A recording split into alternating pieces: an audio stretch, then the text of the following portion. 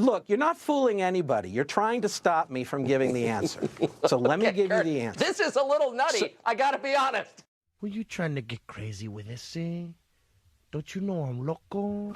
You hear me? I'm not insane! This is not reality, not reality, not reality. This is reality.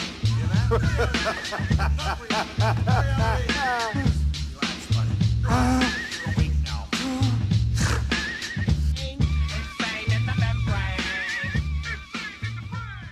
All hail the man called Calamity. Bad luck personified. The answer to the age-old riddle, what would happen to your life if you had sex with that black cat under a ladder? Well, I'll tell you what. You'd be Kurt Eichenwald. You can say what you want about the boys at Blizzard, but look at that reflection mapping, or ambient occlusion. These are all technical terms. I don't know what any of it means. But it looks like the sun's directly above him. It's almost realistic. You could reach out and touch that. Now, Kurt, well, he's the sort of man that doesn't settle for second best. Most people would take a horrific embarrassment happening to them and call it quits. That's where they draw the line. They've achieved all they want to achieve in the realm of making themselves look like a jackass. But not Kurt. He's got that Goku get 'em attitude. That one's for you, buddy. I know you'll appreciate it. From one weeb to another. Don't worry, I'm going to pack more of them in there. We'll get to that later. Now, Kurt, he doesn't settle for second best. He's going to keep overachieving. He's going to have that drive to move forward. There's always another bar to grab at. And he will outdo himself time and time and time again.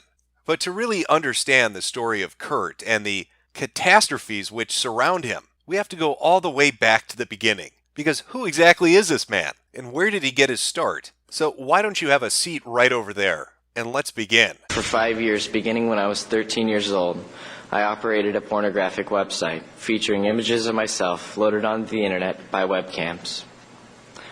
I was paid by more than 1,000 men to strip naked, masturbate, and even have sex with female prostitutes while on camera. That young man giving testimony before the commission is Justin Berry, someone who found himself lured into the insidious side of the internet. A then young teenage boy who thought his webcam would be a means to meet new people, to make friends online, and to be able to reach out to others with common interests to help take care of the loneliness he felt in his day-to-day life. Instead, he found himself the focus of people who wanted to exploit him. As time went on and his interactions with these men continued, the requests they were giving him to simply do a stream or to put himself on webcam with only his shirt off morphed into more and more extreme and explicit sexual acts. As the years went by, the relationship he had with his abusers moved past purely a entertainer-customer relationship into that of a business partner, opening up websites such as Justin Friends to continue his streaming service. Justin Berry's story first came to light through the New York Times and the reporting of Kurt Eichenwald. Within his report, Kurt recounts how he first met Justin, his attempts to bring Justin away from this group of people, to get him to go forward to law enforcement, to bring evidence against the men that exploited him, to hopefully get charges brought and to get convictions so that these same people could not prey on other children. Through Kurt's reporting and his actions, he was able to get Justin to do just that. The story went national. It became a big piece of news. It won Kurt an award. All was looking well for Eichenwald. It was something to hang his hat on. He had saved a young man who was formerly a child porn star, brought about the beginnings of justice to get child pornographers and exploiters and molesters brought before the courts.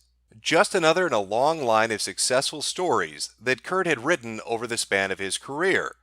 An investigative reporter, a journalist who had a reputation for being detail-oriented and meticulous with what he did. And it was that mindset and that consistency on Kurt's part that won him the accolades of his peers. And yet it wasn't long after this report was published within the Times that issues began to crop up around Kurt and his relationship to the story, particularly the source, Justin Berry. Numerous outlets began to report on inconsistencies on how Kurt had conducted his investigation, as well as his relationship with the subject matter. Actions which seemingly went against the ethics policy and the standards and principles laid out at the New York Times, as well as numerous other papers, when it comes to how a journalist interacts with a story. One of the first issues to be raised within a year of this article going up was the fact that Kurt had paid Justin Berry money. It came out that Kurt had written a check to Justin for $2,000. something which the paper, the New York Times, prohibits. And yet Kurt said that it was a honest mistake. It was even more than an honest mistake. He had stated that he had met Justin, and a month before he even decided to write an article about Justin or his line of work, he had decided to give him $2,000 to get his life in order, that it was a personal loan that would be paid back to him, which it was. And yet he only neglected to mention this because he was under a deadline. He was working 15 to 18-hour days, 7 days a week to get this story compiled, and so it conveniently slipped his mind. When news that Kurt had paid money to Justin Berry, the source of the story, came out, the New York Times responded. It was put out there that this was an honest mistake, that it didn't affect the investigation, it didn't affect the reporting, and it didn't affect the important nature of what Kurt had written about. That this was the only mistake and the only payment that had been made. $2,000, perhaps another $10 payment, but that was it. There was no more money. Justin Berry had been cut a check for $2,000 and not a penny more, except for the other $1,100 that Kurt neglected to mention, an amount that was paid not just to Justin Berry, but to Justin Berry's business associate, the man that was running the website with him, a man who was later charged and convicted. That $1,100 payment wasn't disclosed until the court case began to proceed. And what was Kurt's response to that? Well, that's when he brought up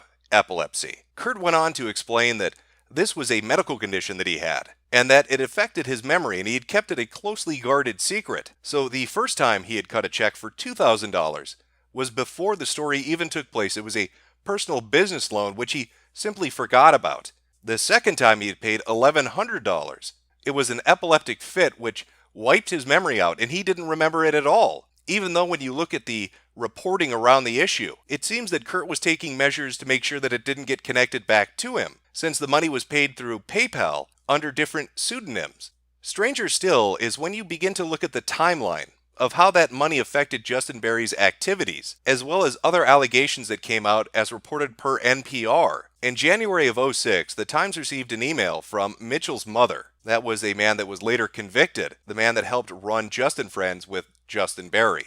Among her accusations was that Eichenwald had FedExed several $1,000s to help fund Berry's website. Eichenwald blew off the accusation, calling it, quote, a crappy lie.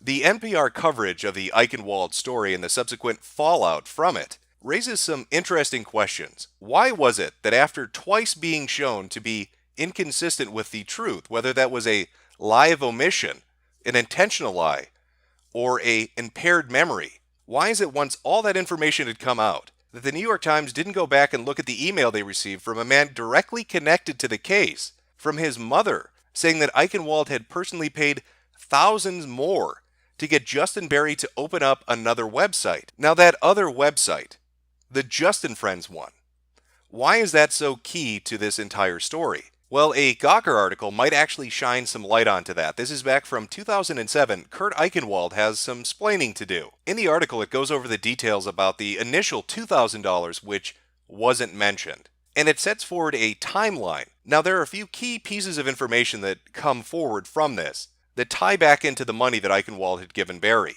The first being that JustinFriends.com suddenly became active again. This website, which had existed but was completely defunct at this point, suddenly goes active once more. And it goes active once more after the money was received from Eichenwald by Justin Berry. Now, the second, more contentious piece of information that comes to light from this particular article, as relating back to Justin Friends, is that after the website became active once more, Justin puts on several shows. These are legal. Justin is almost 19. He also uploads videos of himself when he was 17, as well as a video of him masturbating with an underage boy named Taylor. This is a frequent claim by a person who claims to be a business partner of Justin Berry, Timothy Ryan Richards, or his supporters. Richards was convicted in October 2006 of distribution of child pornography, as well as other counts. It is unverifiable. When you gather together all these different sources, all the reporting that's been done about Kurt Eichenwald, about the New York Times, and the story on Justin Berry,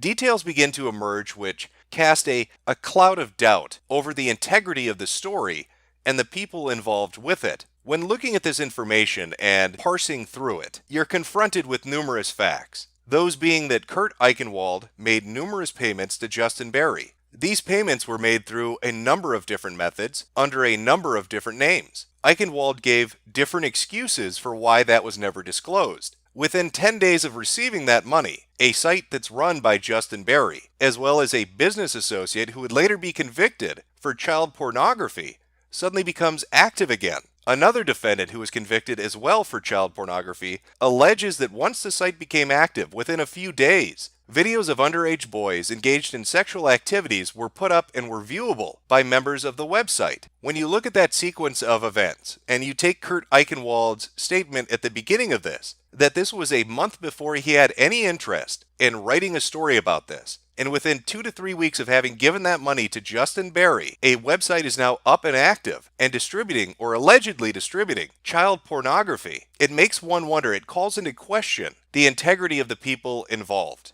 Other outlets, such as truthrevolt.org, follow this up with even more information. For those of you that have never heard of this website, it's one that was founded by David Horowitz and Ben Shapiro. That will be funny for another reason later on in the video. Newsbusters notes that even outlets like NPR ultimately found horrifying details, such as an account believed to have been from Eichenwald had high-level administrative access to the child porn site Just and Friends, which would have allowed him to closely monitor the site's business. And it would seem that even at the time this was taking place in the subsequent years after the article went up, numerous outlets had qualms about what was happening. I think though that NPR really helps to highlight this by listing out what they call 3 primary questions for the Times. Does the Times now plan on having Eichenwald's reporting during his tenure at the paper verified in light of the additional undisclosed payments he made to Berry? Does the Times plan to investigate if the money Eichenwald gave Berry was used by Berry to operate the website merely to generate a story? Does the Times plan to investigate, or has it investigated, why Ingracia declined to confirm the veracity of the email that accused Eichenwald of both exchanging funds with Berry and potentially funding Berry's web operation? But I think the most damning question, and the most pertinent one, is that second one. Was the money used to operate the website merely to generate a story? Take a moment to look at the details of everything surrounding this, of everything that's been reported about it. Eichenwald meets a young man. He gives him money. And seemingly a month later, he has a story about child pornography, about a website, about a former performer, and about men that are going to be arrested. If Eichenwald had not given Justin Berry the money, and that money had not been used to restart the website, and Berry had not continued on with his activities, would there have been any arrests? Would there have been any distribution of child porn? Would there have been an active child pornography website? Did the Times, did Kurt Eichenwald do this merely to generate a story? Now, these are merely questions. I'm not making any definitive declarative statements. I want to be very clear on that. I am just asking questions. So there you have Kurt Eichenwald, the only man in history who could rescue a child porn star, write a story that leads to arrest, and still find some way to fuck that up and look bad afterwards. But that's a trend which Kurt has continued onward for many years to come. Because if there is one thing Kurt is an expert at, it is making Kurt look bad.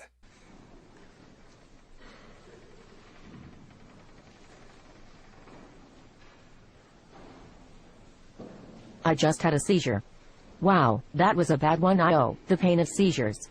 I have seizure pain. I have pain from the seizure. Ma'am, that was not a seizure. That was a dance move. December 15th, 2016 was a bad day to be Kurt Eichenwald. And it is a pity because it held such promise. Kurt was excited. He was going to be on Tucker Carlson that evening at 7 p.m. And while Kurt would leave a memorable impression on the audience, it probably wasn't the impression he was hoping to go for. Instead of the reputable journalist with a long storied history of writing investigative pieces that delve into issues people are interested in, he came off as, how can I put this gently, batshit insane. Now, the entire segment was 10 minutes long, and I would love to show the entirety of it to you, but I don't think Fox News will oblige me in allowing me to play the entire clip uninterrupted. So I've taken highlighted segments to try to give you an idea of just how badly this went. Things began to go downhill about 2 to 3 minutes into the interview, when Tucker Carlson is reading back statements that Kurt had made on social media, namely one concerning Donald Trump being institutionalized in a mental hospital.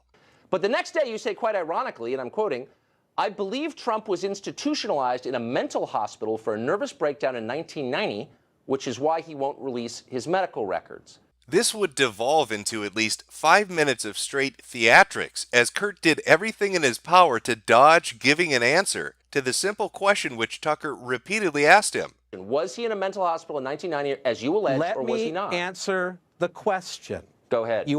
Look, you're not fooling anybody. You're trying to stop me from giving the answer. Now that is impressive. You might not see bullshittery like that outside of a used car lot. But Kurt was actually able to take Tucker saying, go ahead, give me your answer, and turn that around into, you're not letting me answer the question. But he wasn't done there.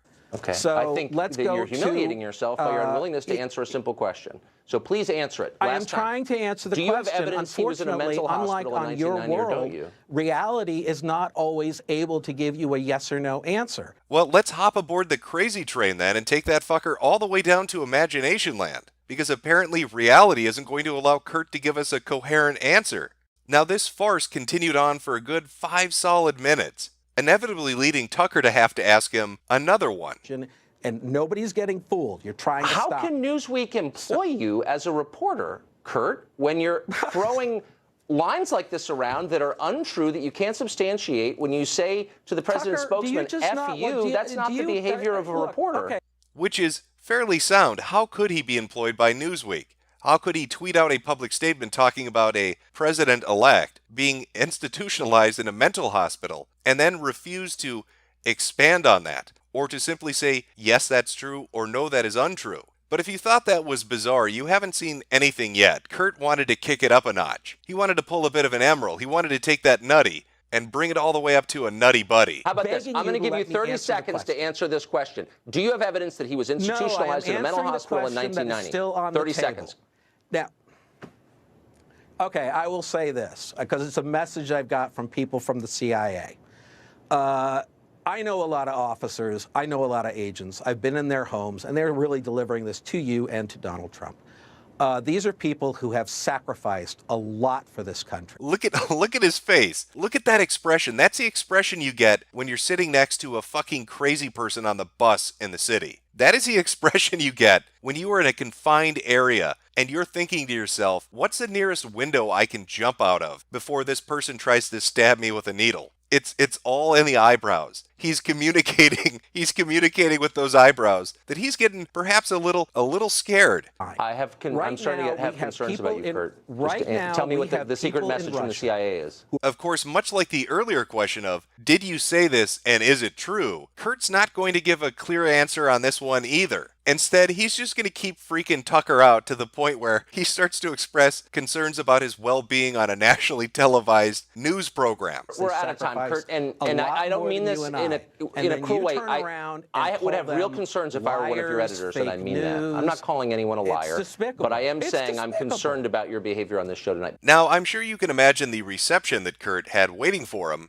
upon arriving back on his Twitter account after the interview had concluded. It would be putting it mildly to say that people were enjoying themselves, tearing into him, and he didn't help matters much by trying to elaborate on the message the CIA had given him to pass along to Tucker Carlson. Good old Kurt Eichenwald, said by his peers to be meticulous and detail-focused, forgot to write it down.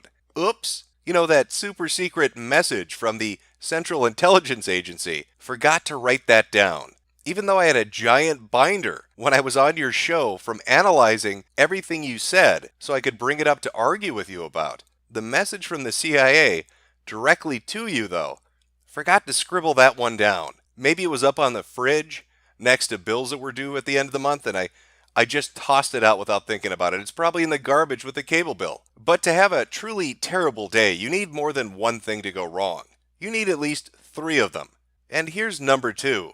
Amidst the fallout from the Tucker Carlson interview, as people were digging into him and mocking him for looking like an asshat, Sebastian Jones, a freelance journalist, decided to dredge up the entire Justin Berry situation, linking to previous articles and discussing inconsistencies with Kurt's reporting and questions that still surrounded what had happened. So there Kurt is, in the middle of a miniature shitstorm, one that he's helped to fuel with his appearance on television, with questions about his past being dredged up. All of these horrible things being said by these mean people on social media are all happening at once. What could possibly make it worse? I know. How about a seizure? Replying to Jew Goldstein, this is his wife. You caused a seizure. I have your information, and I called the police to report the assault. As if Kurt's luck wasn't bad enough on the 15th, he was memed in the first degree, so terribly so, that he was on the floor shitting himself and seizing, and his wife had to take over his Twitter account to let everybody know about it. No, she didn't focus on her husband and his medical emergency. She wasn't holding his hand or telling the kids to get the car to come around. She was making sure all his Twitter followers knew that he was having an epileptic fit. She made sure to update everybody on his status, wanting to give those real-time updates, the things that people are really concerned about. His health can wait. His Twitter followers need the deets immediately. Now, this tragic event led Kurt to get in contact with law enforcement, with the FBI, with a lawyer, to subpoena Twitter to get the information of the user who had done this. And while the case was moving forward to identify this individual, to strip them of their anonymity, to arrest them for gifting somebody on Twitter, Kurt did the media tour. He went on Good Morning America to discuss the horrific events of that evening. Apparently, I can't look at my Twitter feed anymore, but apparently a lot of people find this very funny. Now, the man responsible, John Rain Ravioli, doesn't sound very Jewish. Maybe Goldstein is just a nickname his friends at college called him. He was arrested and charged and put on a $100,000 bail and was facing federal prosecution for cyberstalking. However, those charges were dropped. He still does face one count of assault with a deadly weapon in Dallas County, a charge that carries a hate crime enhancement. On top of that, Kurt is suing him for monetary damages. While it may be a while before we see the final outcome of this case, and if gifting somebody on the internet is going to send you to prison, one thing does sort of stick out, and that is, once again, the convenient epilepsy coming to save Kurt from embarrassment or ridicule. Much like the case with Justin Berry, where he was having memory lapses to explain away the improprieties of paying a source, after Kurt had gone on national television in a disastrous appearance on Tucker Carlson, he suddenly was gifted and had an epileptic fit leading to a seizure, which changed the news cycle. And that's not to say that Kurt doesn't have epilepsy, or that the epilepsy he may have triggers seizures. That is just to say that it is a remarkable coincidence. Of course, Kurt Eichenwald is a very remarkable individual. What other word could exist to help to describe a man who would go through the arduous research process of looking up tentacle porn to show his family? I like to build the world aside and furnish it with porn. Draw hentai pics and girls with dicks and tentacles galore. The 7th started out like any other day for Kurt on social media. He was doing his damnedest to make himself look like a fool in front of as many people as possible. On this particular day, he was trying to prove the validity of something he said was sent to him. It was a flyer warning about the Jews. But how could he go about that? People were doubting what he was telling them. And so Kurt, being the meticulous and detail-oriented type of person that he is, decided the best way to prove that he had this particular item, that this was sent to him in real life, was to pull out his phone and take a screen cap of it. So he held up that pamphlet right against his computer monitor and he snapped a picture.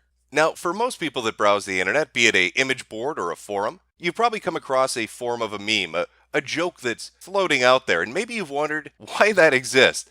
Who could possibly be so foolish as to do the following? The joke usually takes a form of somebody taking a screenshot of their desktop to point something out to other users at the community they're a part of. But included in that screenshot is a little more information than they were really willing to share. They slightly overlooked it. But who could really be that foolish? I mean, that's obviously a joke. Nobody would leave tabs open like that and make themselves look like a giant idiot. Well, there's always a basis in reality for everything. Kurt Eichenwald, he is a living example of somebody who did just that. Because if we analyze that picture he uploaded, if we go all CSI on it, you're going to notice something. There's a little tab present in the picture. You got to zoom in a little bit. Clean that up. Zoom in a little bit more. What does that say? It looks like somebody already did the detective work for us. Hey, which tag was it that hooked you, Kurt? Below is the expanded version of what was on the tab on Kurt's computer. Let's take a look. Let's read through it and see what our journalist extraordinaire has been looking at. B. Chiku, English, Saha decensored. Male,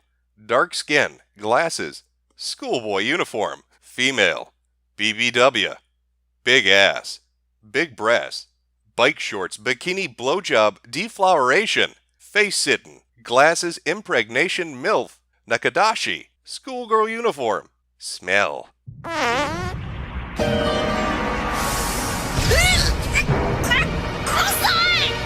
Stockings, swimsuit teacher X-ray, Yuri. Hello, my name is Kurt Desu. I love Japan. Well, it would appear that was some animated pornography, some hentai that Kurt was looking up on his own, and he accidentally forgot to close the tab when he screen shared with his thousands of followers.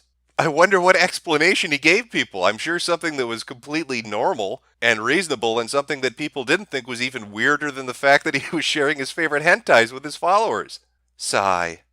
Okay, I'm a dumbass. Believe it or not, my kids and I were trying to convince my wife that tentacle porn existed. I tried to find some to show her it was real, but I couldn't find any. And I ended up with this. My family reads my Twitter feed, so they know this is true. You know, it was just a typical day in the Eichenwald household. Me, my kids, and my wife were all looking up hardcore hentai pornography because they didn't believe it really existed. And even though if you did a Google search just for the word tentacle porn, there would be 1 billion results. I couldn't find any. I wasn't able to find any.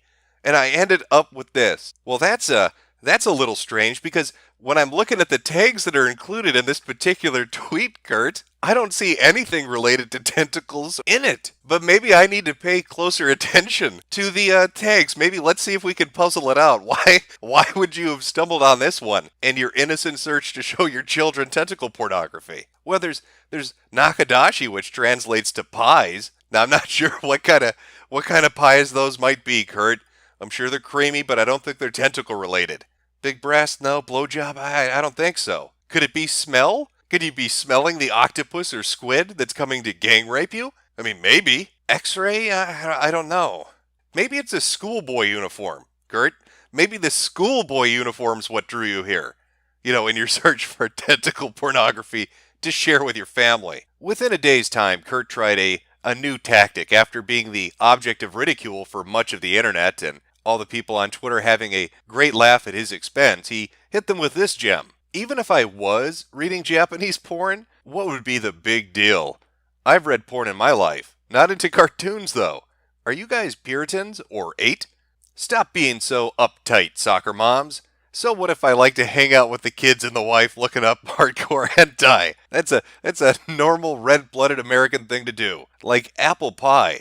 Or as my honorable friends would say, apple Nakadashi. Now, originally, I had planned on leaving this as one long-form video. But Kurt being Kurt has given me so much content to work with, that's nearly impossible, because even as I was working on this, even as I was editing it together, Kurt found himself once again in the middle of a miniature shitstorm which he had created. And so because of that, I'll be splitting the video here. I'll have the second part up tomorrow, where we'll continue on with the magical adventures of Kurt Eichenwald. Everything from threatening to dox lawmakers, to threatening to sue or blackmail YouTubers, or getting into fight with school shooting survivors. And I'll finally be able to put forward my theory that I call the Kurt Eichenwald J-curve. And trust me when I tell you, we are only just getting started. Kurt has quite a ways down to go, and he is aiming for rock bottom.